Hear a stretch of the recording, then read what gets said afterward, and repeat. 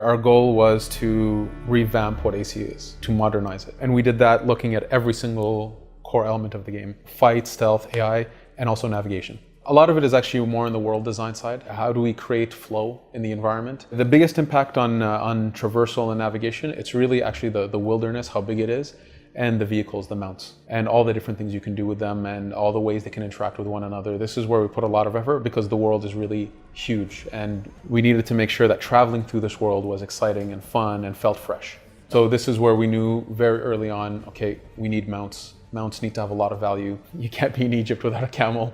We need camels in the game. At the beginning of the game, you'll see that some enemies have chariots. Of course, if you take them out, you can hijack the chariot and play around with it yourself. Horses are stronger in tight spaces where you're dense, let's say, environments of trees and rocks, where the chariots are much more powerful inside more open areas where you can drift, you can sideswipe a horse and knock the driver off with the side of the chariot.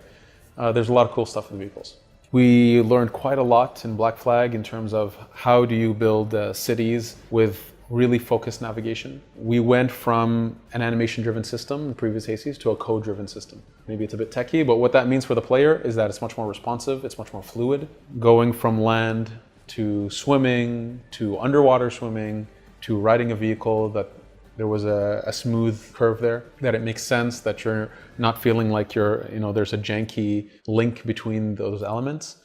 We really looked at everything in this game to say, how do we revamp the gameplay of this series? How do we bring something fresh and modern? But there are elements that we've kept, out of love. So for example, being on a giant tower and being able to dive down, having a leap of faith.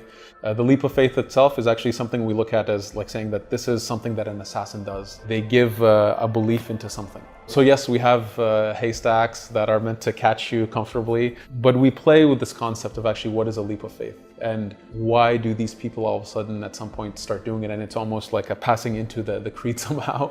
The environment as a whole is fully climbable pretty much. Of course, we have a few major cities that have a more classic sense of AC, of urban jungle buildings and tall buildings.